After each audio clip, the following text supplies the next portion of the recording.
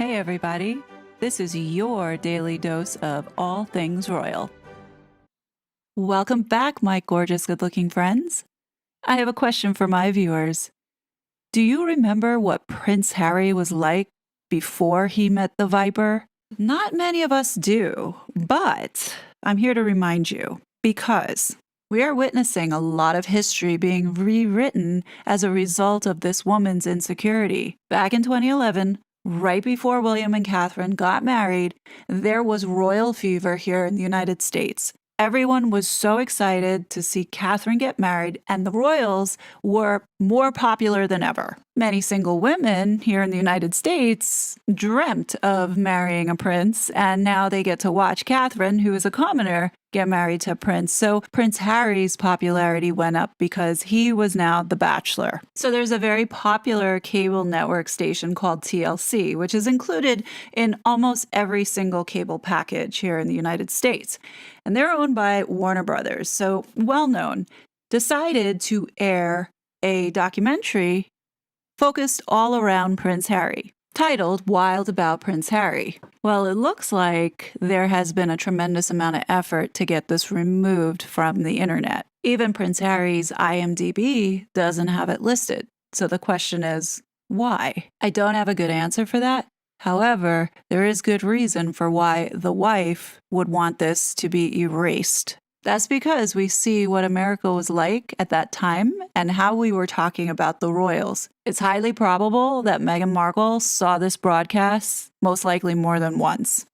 And it's highly probable that there was an effort to get this taken down from every streaming platform that was showing it. And that's because it paints a completely different picture than what was written in Spare, as well as amplify the toxicity that Prince Harry has in his life today. I don't know how long this video is going to stay up, but I suggest that you watch it straight through because it really is a big contrast to what we're seeing today. And quite frankly, I think it's going to be helpful when divorce proceedings begin. The whole changing of the narrative and rewriting history, at least we have some concrete evidence here that can show the type of person or the man that Prince Harry was prior to stepping into this shit situation.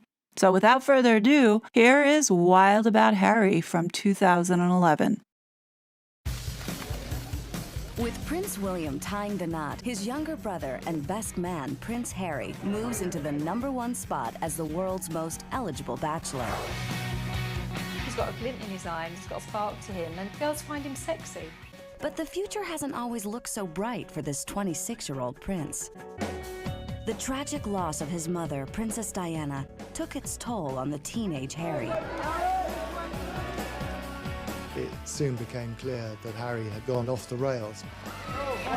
Harry was kind of a prince without a purpose. No one knew what to do with him. So how did he change his image from royal rebel to people's prince? Was it fighting on the front line in Afghanistan? As far as I'm concerned, I'm out here as a normal British soldier, but not Prince Harry. Was it the love of a good woman? They weren't together for the public eye, they were purely together because they loved each other. Or will there be more wild nights in the future? I think there's a few more years of partying in Harry yet. This is the remarkable story of a prince who dares to be his own man, and why the world is now wild about Prince Harry.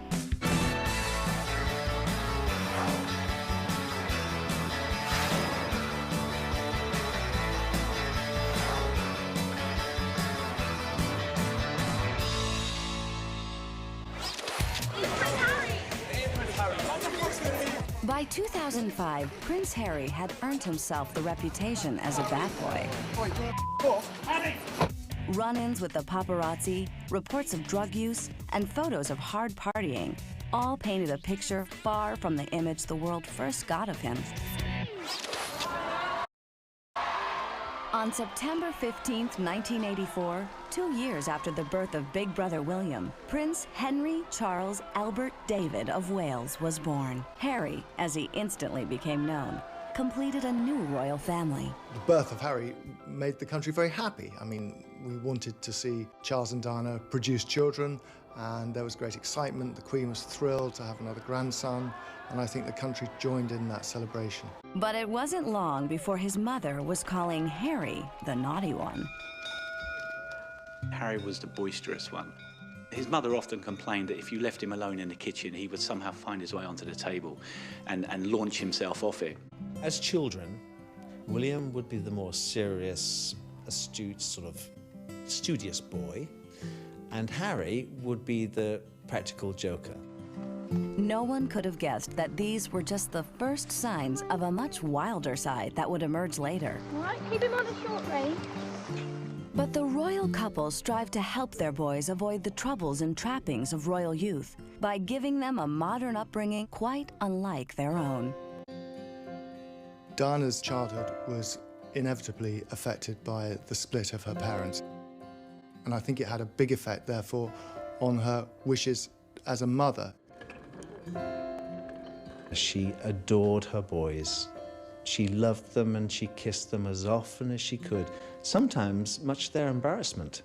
There is some awful images of Prince Charles meeting his mum after she'd been away on a 2-month tour. And all he wants to do is jump into her arms, but he can't.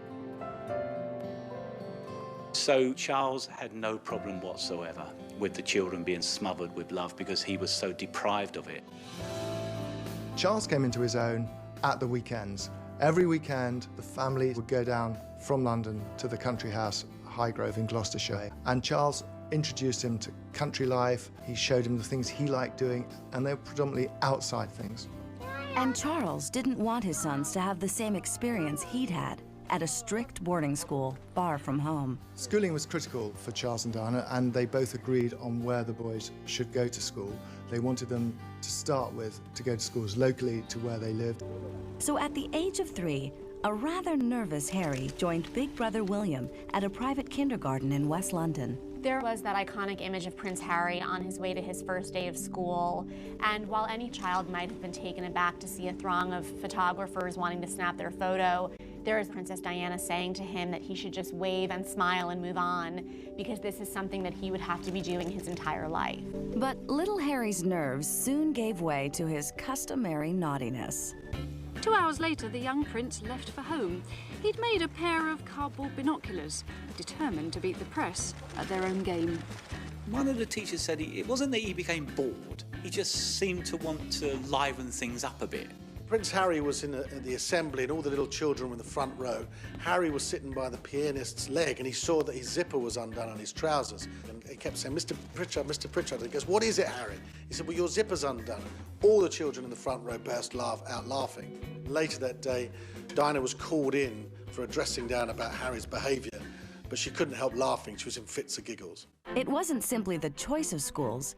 Diana was determined to keep William and Harry's royal feet firmly planted on the ground. She always knew that the boys should be shown life, and as children, she would take them and expose them to ordinary life, to meet ordinary people. She was keen for them to go and visit the homeless, to see people who were struggling so they could get an understanding for when they grow up and become more rounded individuals. There was one occasion in Kensington High Street when William and Harry were with Princess Diana, and they went into a hamburger joint, and it was completely crowded. And the manager came out and he said to Princess Diana, "Come on, I'll open a till just for you." And Diana said, "Well, no, open a till for the rest of the people, not just for us."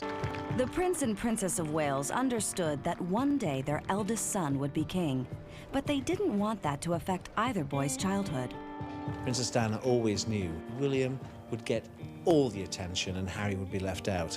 So as children, Princess Diana did treat both boys exactly the same. Charles and Diana went out of their way to try and make Harry seem much more on an even keel with William than he might possibly have been had he been born a generation earlier. Charles and Diana were united as parents, but as a couple, they were headed for a split. In 1992, the British Prime Minister, John Major, confirmed the rumors. It is announced from Buckingham Palace that, with regret, the Prince and Princess of Wales have decided to separate. And for 8-year-old Harry and 10-year-old William, the split came as no great surprise. There's no doubt that Prince William was probably more aware of his parents' marital disharmony. I think that they tried to keep Harry out of it because of his tender age, but he was aware, as any young kid would be, that their mum and dad were going through problems. It was terribly difficult, the separation between Charles and Diana. There was constant signs that they were competing with one another to win the affection of the boys, which was terribly destructive. The War of the Waleses was going on throughout this time, and it was awful for the boys to be caught in the middle of that. The hideous rows, Diana used to throw things. It can't have been good for them. 4 years later, after both Charles and Diana had admitted publicly to having affairs, the marriage was officially over.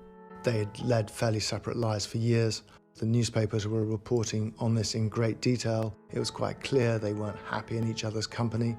I don't think Harry took the news of the divorce very well. He kept it inside, from what we understand. He lent on his brother quite a lot, Prince William, for emotional support, because at that stage, they were able to talk regularly and were able to support each other through a crisis that only they could understand.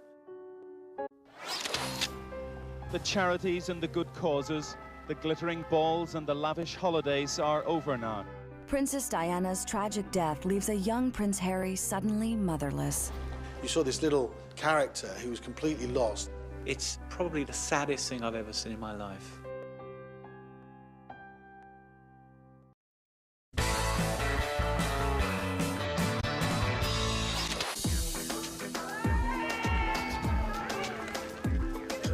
By his 12th birthday in 1996, Prince Harry had endured the very public divorce of his parents, the Prince and Princess of Wales. They now lived separate lives, but Charles and Diana still put Harry and William's happiness as their #1 priority. They had it well worked out. Harry would spend a lot of time with Diana at Kensington Palace, and then he would go away and spend a week or so with Charles. It worked well. I think one of the good things that both Charles and Diana did is that they were still both very involved afterwards, and in a lot of ways, kind of having that more public side would have made it easier, because that would be very containing, especially during times of disruption. In July of 1997, Diana took Harry and William away on a Mediterranean cruise, staying on the private yacht of billionaire businessman Mohammed Al Fayed. It would prove to be the last vacation with their mom. Harry loved that holiday on the yacht. I mean, it was a money-no-object holiday. Jet skis, fast motorboats, lovely temperatures. He had great fun. During that trip, Diana began a whirlwind romance with Mohammed's son, Dodi. Harry rather liked Dodi, because can you imagine, Dodi Al Fayed's father owned Harrods, and that was the largest store in London, so everything was at the boy's disposal. The world's media caught wind of the romance and wouldn't leave Diana and the young princes alone. Press attention always upset Harry. If it upset his mother, if she was handling it, he was fine. And she had a technique by that stage of her life. She wanted to protect the boys, so she made herself the target for the cameras in the hope that it would sort of take them away from William and Harry, and it did work. When the vacation was over, Harry and William joined their father at Balmoral, the Queen's Castle in Scotland. But the peace and tranquility there didn't last long. In France, Diane and Dodi's vacation had taken a tragic turn. The charities and the good causes, the glittering balls and the lavish holidays are over now. At 3 o'clock this morning, London time, they announced that Diana, Princess of Wales, was dead. 12-year-old Harry and 15-year-old William's world was about to be turned upside down. Charles had received the news of Diana's death during the night and had told William first, and William had said he wanted to be with Charles when his father went and broke the news to Harry. They left Harry and didn't break the news to him until the morning when he woke up. The boys were absolutely devastated, of course, at the loss of their mother and could hardly comprehend a life without her.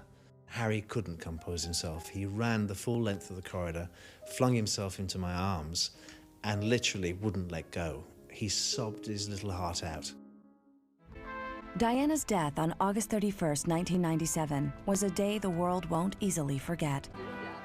The people everywhere, they kept faith with Princess Diana. They liked her, they loved her. She was the people's princess. And that's how she will stay, how she will remain in our hearts and in our memories. Forever. And William and Harry took solace in reading the thousands of cards left by mourners.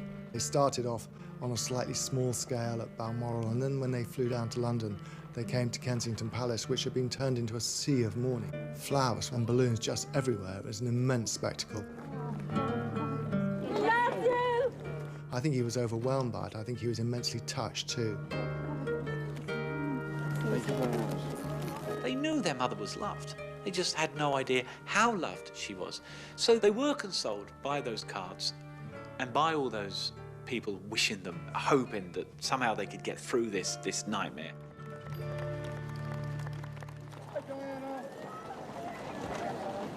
On September 6th, over 1 million people lined the streets of London as Diana's funeral procession made its way to Westminster Abbey. It's the silence, just the clip-clop of the horses. It's probably the saddest thing I've ever seen in my life. Accompanied by their father, grandfather, and Diana's brother, Earl Spencer, William and Harry walked behind the casket as a final tribute to their mother. It was heartbreaking. The whole world were feeling for this poor little boy and, you know, the future that he had in front of him without his mum. When it comes to young people and funerals, there are probably two images that are just unforgettable. The first was John Kennedy Jr. when he salutes the coffin, and the other is Harry. You saw this little character who was completely lost, and you just felt nothing but total sympathy and warmth for him. I remember when you saw the card with Mummy written on it, clearly from Harry, it was just so moving and so upsetting that the real tragedy, the real human tragedy came home to you. No one knows what was written in that little letter. That's between Harry and his mother. After Diana's funeral, Harry returned to his boarding school, Ludgrove. With his brother William now at Eton, Harry was never more alone. Harry was a mess, quite frankly. Floods of tears, very upset. As you would expect, he was a young 12. So he badly needed someone to wrap their arms around him. Harry had always been quite a carefree young boy, and his mother's death changed him in a way that, you know, life became more serious. How could it not? Harry lost his fun side. He lost that exciting, vibrant, jokey side which we knew so well. He did really take it very seriously that the one person in his life whom he could rely on to be there wasn't there anymore. With no one to guide him, Harry spirals out of control. The Queen was concerned. Prince Harry, after all, was a prince, not a pop star. This is not good publicity for the royal family. People were beginning to ask what was the point of Prince Harry.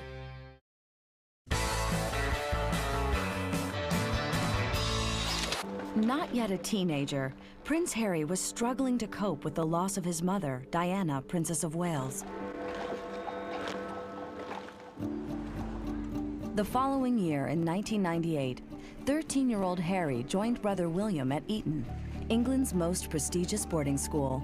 Eton supplies Great Britain with prime ministers, generals, foreign secretaries. People who run the country go to Eton. While William was doing well in class, Harry didn't take to studying.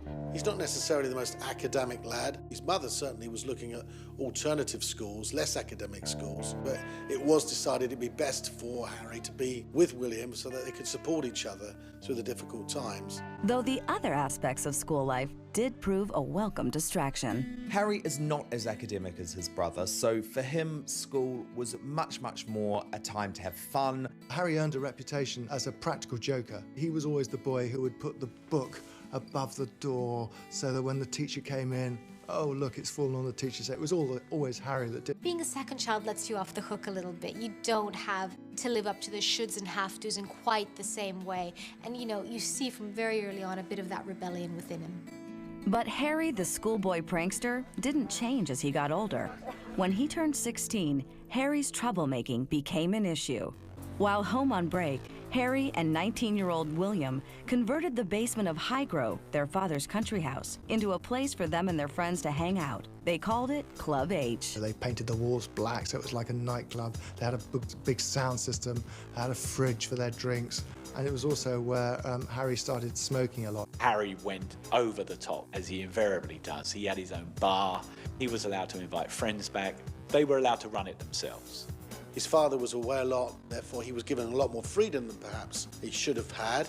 But things took a more sinister turn when Harry was caught smoking marijuana. It was very surprising at the time to see in the same headline Prince Harry and marijuana, purely because this was not the kind of thing that the royal family went through. The Queen was certainly outraged, thinking, what are my grandchildren doing? It opened the floodgates, and it soon became clear that Harry had gone off the rails. Charles didn't know what to do.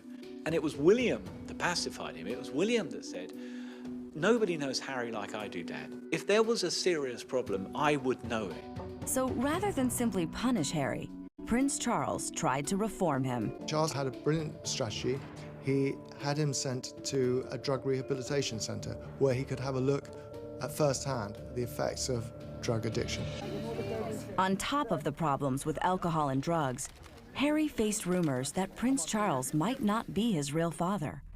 It had been reported that James Hewitt, a former British cavalry officer who'd had an affair with Diana, could be Harry's dad. Harry was born with that startling red hair and very pale complexion, looking very unlike Prince William and very unlike his father. Rumours were rife that he was, in fact, Hewitt's son. He must be aware of all the gossip. Attempts have been made over the years to try and get DNA samples. It must be very disturbing for him. Diana didn't meet James Hewitt until Harry was 2 years old, but because Hewitt has red hair and Harry has red hair, everybody jumped to the wrong conclusion. He looks like a Spencer, he looks like Diana's brother. And I just feel really sorry for a young prince growing up with all these rumours that his dad isn't his dad. Despite the scandals, Harry graduated from Eton, and with no plans to go on to college, he reveled in the bright lights of London. When he turned 18, he burst onto the scene because he had a penchant for clubbing. So we would see Prince Harry out and about, drinking, emerging from clubs very late at night. And that's when we first crowned Prince Harry as the party prince. As a former gossip columnist, I used to see Harry out and about quite a lot, particularly at his favourite haunts, where he'd be there with his quite raucous bunch of friends, drinking and generally being loud. And after one heavy night of drinking, events took a nasty turn. He'd had a bad night. He tried to chat up a model in the nightclub. That had all gone very badly wrong, and he was a bit embarrassed. And then when he left the nightclub, after drinking too much, paparazzi maybe got a bit close, and he lashed out against them.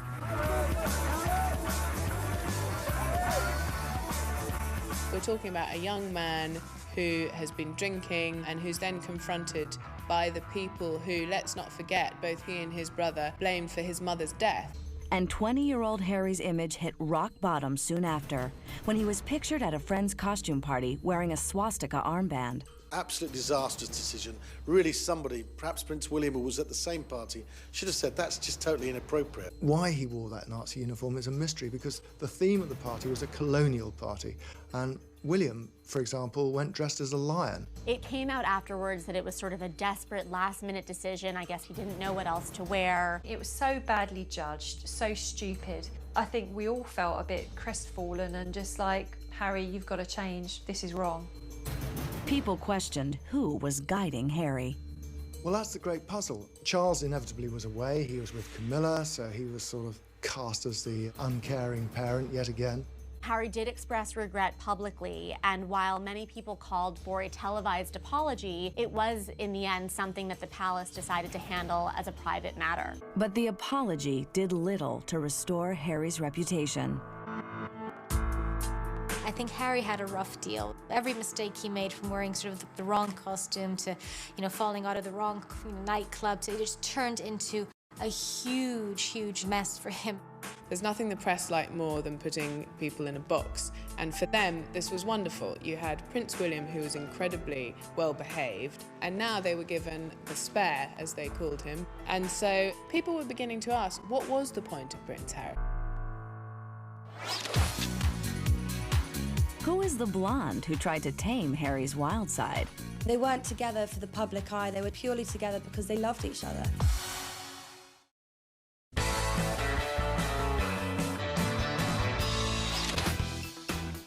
In the years following Diana's death, Harry earned himself a reputation as the Playboy Prince. Harry was kind of a prince without a purpose. He didn't know what to do, and I think losing his mother and then being unsure about the future really left him open to sort of bad influences. The Queen was concerned. Prince Harry, after all, was a prince, not a pop star. This is not good publicity for the royal family. And in his late teens, Harry certainly knew how to have a good time. Harry on a night out can be incredible to witness. He might strip off, play drinking games. There was also one night when he emerged from a club with a phone number written on his hand. He has been known to enjoy fruit-flavored vodka shots and champagne, that he dances in the DJ booth. I use a laptop to DJ on, and I remember him standing in front of the DJ box, putting his hand in front of the screen, thinking it was quite funny.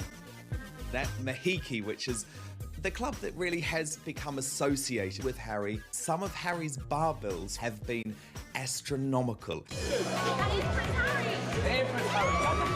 And Harry was almost always a hit with the ladies. Prince Harry would get so much female attention that some of his bodyguards said that peeling the women off was like peeling a banana.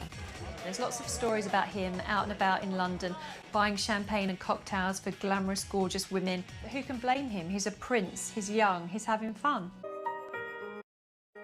But at 19, there was one particular girl that caught Harry's eye. Chelsea Davy is a blonde, bright, South African-born young woman who rapidly has become the love of his life. Chelsea Davy came on the scene when Prince Harry went out to Africa and met this sassy, very beautiful blonde. Their relationship was known within royal circles for a few months, but it was only when they went on a holiday to Buenos Aires and were pictured together that for the first time we actually realised that they were a proper item. The pair sizzled when they were together. When you look at those pictures of Chelsea and Harry at rugby matches, there's just a lot of heat between them. Harry was always attracted to the fact that Chelsea wasn't like these other posh British girls that he came across, and that she was someone who was much more down to earth. Chelsea was attracted to Harry because he's funny. He's not stuffy as you might expect a prince to be. I think Harry and Chelsea's relationship was built on having fun, laughing. They weren't together for the public eye, they were purely together because they loved each other. And wherever the couple went, so did the paparazzi.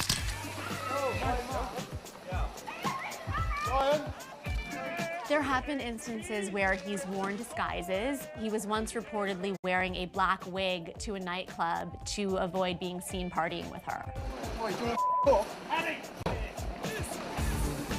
When Prince Harry and Chelsea are out, they'll generally leave separately. They don't make it easy for you to get pictures of them together. But the press was not always kind to the lovebirds. Harry has always been very, very protective of Chelsea. He famously gave an interview when he turned 21, said he found the attention that he received, but also the attention that she received very, very difficult. It does irritate me because obviously I get to see how upset she gets, and I know the real her. But that's something that we deal with on our own time. If Chelsea provided some much-needed emotional stability for Harry, at 20, he also discovered a new purpose in life. In 2005, the prince enrolled at Sandhurst, Britain's version of West Point. Sandhurst is the premier British military academy. It's where we turn rough young men into smart young officers. Harry developed an interest in the army many, many years ago when he was a very young boy. So there was no surprise amongst anyone that knew Harry as a young man that he would end up in the army. Harry had to clean his own shoes, he had to make his own bed. In fact, bed making apparently was something he excelled at. I think within a few months at Sandhurst, he went from being an irresponsible young boy like many others to a young man who was aware suddenly of what people were going through and the realities of war. A reality that would soon be his own as Harry prepared for active duty in Afghanistan. If they said, no, you can't go front line, then I wouldn't drag my sorry ass through Sandhurst, and I wouldn't be where I am now, because the last thing I want to do is have my soldiers sent away to Iraq or wherever like that, and for me to be held back home twiddling my thumbs. Prince Harry fights on the front line. But are his party boy antics really behind him?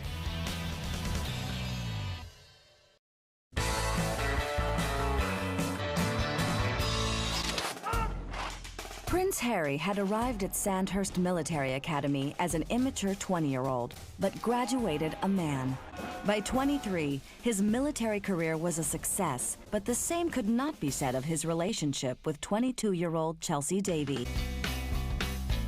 Harry most certainly has a wandering eye. It's something that Chelsea, especially in the early days, found very, very difficult. Harry's been linked to a succession of girls: Camilla Romstrad, the DC housewife, Catherine Armani. When he's been caught flirting with other girls, strip joints and bars and places like that, she hasn't been best pleased, and she's got a bit of gumption about her. She'll just turn around and say, well, if you want to do that, but don't waste my time. Chelsea had just had enough. She wanted to get away. That's when she thought, look, you need to go off and be a young single lad. If Harry couldn't decide on a future with Chelsea, there was one thing he was very sure about. He wanted to serve on the front line. Harry is quite specific. If he's going to be a soldier, he has to be a proper soldier. There's no good him just having all the outfits and having all the training if he's not going to use it. It wasn't the first time a member of the royal family had gone into battle, but the conflict in Afghanistan was different. Prince Andrew had served with British forces during the Falklands War in 1982. Andrew had been sort of kept back and he was slightly protected. But Iraq and Afghanistan were a nasty, difficult, dangerous war, and it was thought it was almost impossible for members of the royal family to serve out there. Senior royal journalists and editors were all called in to the MOD, and a decision was made that we wouldn't reveal that he was going there on the grounds that it would endanger not only Harry, but the lives of other serving officers. And in November 2007, shrouded in secrecy, Harry flew with his men to Afghanistan. 28 is 341, decimal 850, responder. Now look at the crowd now, area grenade to the 3, 679, 6, 2nd Lieutenant Wales, as Harry was known, worked as a forward air controller, holding the lives of fellow soldiers in his hands. He guided fighter jets towards Taliban targets. There's a lot of speculation that basically he was just there for show. That isn't the case. He continued to push to go to the forward operating bases, which he was allowed to do rather than just be kept safe. And so he did see proper action. Out on the front line, Harry enjoyed his anonymity. It's very nice to be sort of a normal person for once. I think this is about as normal as I'm ever going to get. As far as I'm concerned, I'm out here as a normal JTAC on the ground and not Prince Harry. Harry's down-to-earth attitude won him respect among his men. Working alongside him has been really, really fantastic, actually. He's absolutely amazing at what he does, and I'm glad he actually had the chance and opportunity to get out here and do what he does. You do the job. Everyone's the same. Everyone's life is as important as everybody else's. I've never felt particularly in threat, and I don't think anybody else has yet, you know. But Harry's tour of duty was cut short when U.S. website The Drudge Report revealed his whereabouts. With his cover blown, it was too dangerous to Harry's men for him to stay in Afghanistan. He was forced to go home. And so ends Prince Harry's brief Afghan tour of duty. 2nd Lieutenant Wales is back in England. He had no choice. They had to pull him out. He was quite understandably annoyed by that extraction. The reality is he was able to prove himself as much as he could.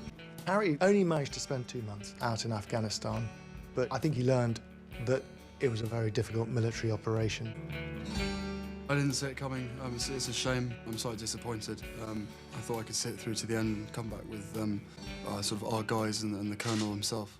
While Harry was disappointed, his ex-girlfriend Chelsea Davy was relieved to see him safely home. After a separation of 3 months, she wanted her man back.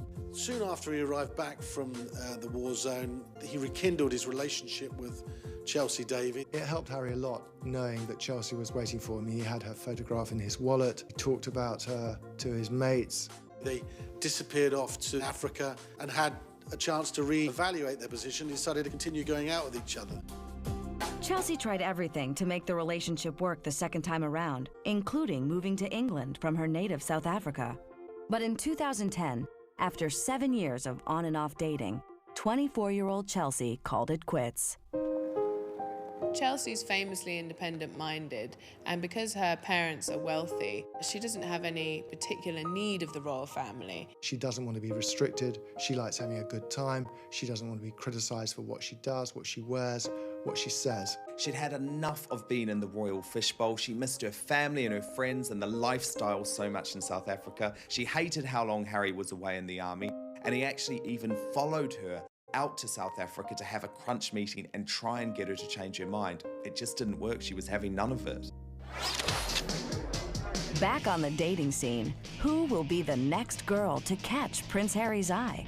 Knowing Harry as I do, there's every chance he'll end up marrying Britney Spears or somebody who looks like Pamela Anderson.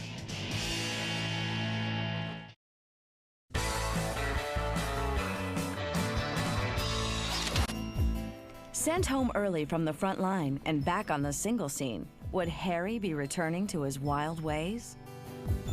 Public opinion has completely changed about Prince Harry in recent years. He has become a bit more sensible, but I think the majority of it is down to his very, very passionate work in the army. It shows us that he's not just this silly party boy. He has been on the front line in Afghanistan with his men alongside them, and that was really important for him.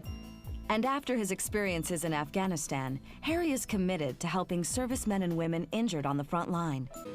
In April 2011, this commitment took Harry to the Arctic Circle, supporting 4 wounded veterans as they trekked to the North Pole.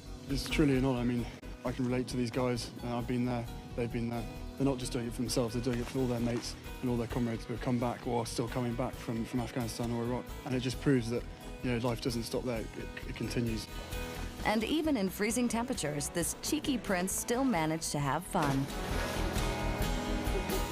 But it's not just his own people Harry is committed to helping. Like his mother, he is using his royal status to help good causes all over the world. When he was 19, Harry traveled to Lesotho, a village destroyed by AIDS in southern Africa. He set up Centre Bali, which means forget-me-not. There's a real connection between his work and Diana's, and he really is doing it, not only in her memory, but also because he believes fully that he can make a difference. He's been involved in building projects. He even brought out a whole bunch of soldiers from his unit to help build a school. It's clearly something which is very close to his heart. Look what the cat dragged in. Don't be like that. In 2010, Harry took brother William to Africa to share in his efforts. It's a fantastic opportunity for me to show William exactly what Centre Bali is all about, the vulnerable children. And I think it's, you know, now things are going in the right direction, and I'm really proud of Centre Bali, really proud of all the kids, and the fact they help themselves is a great thing. So, yeah, I'm just happy to have him here with me.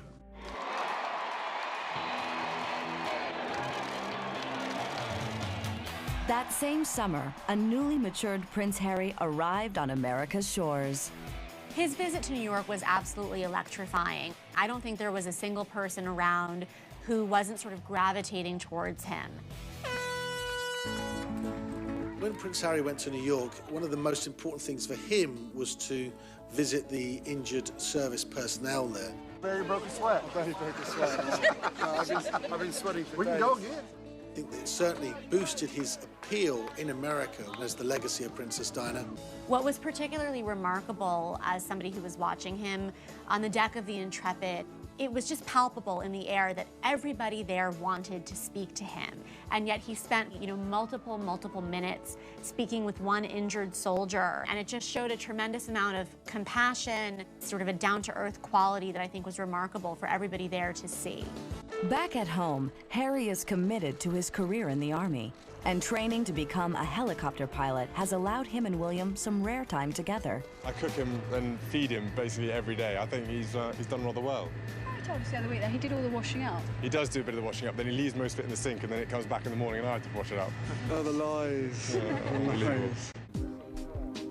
Joking aside, Harry understands how William will need him in the future.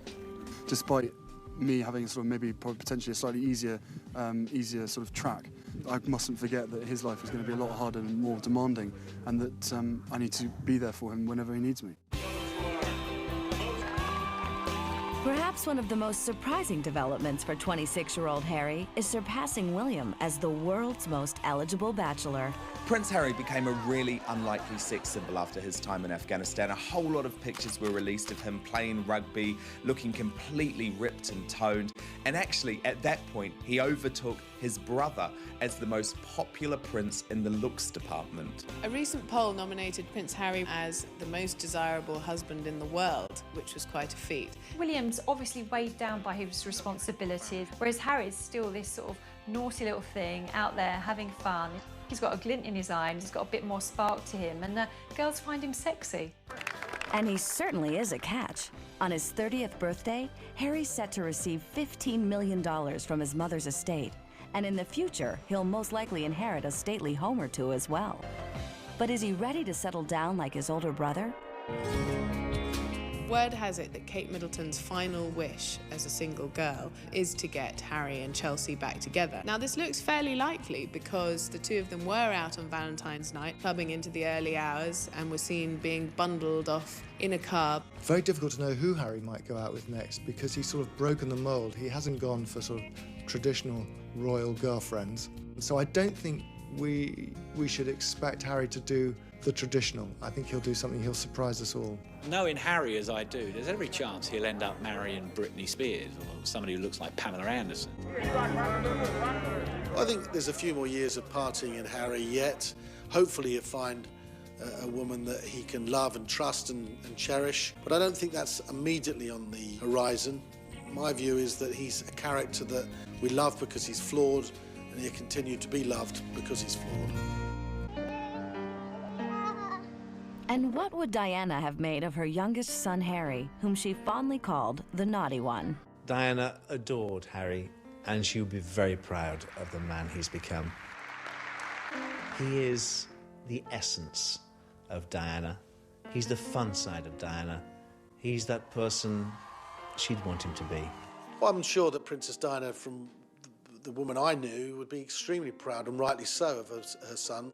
When you see him in the orphanage at Lesotho and you see him connecting with those poor children that are suffering from HIV, you really do see the connection with his mother. We're all looking out to see if Harry or William has the Diana touch. Which of the boys is going to become their mother? And I suspect it's Harry who's got that ability to get on with people of all classes, of all backgrounds. Harry has the burden of being a member of the royal family, but the approach of being a very ordinary kind of guy. And I think he's got to work at it, but I think he could do it. From his raucous partying to fighting on the front line, Harry has gone from royal rebel to the people's prince. And the people are now wild about Prince Harry.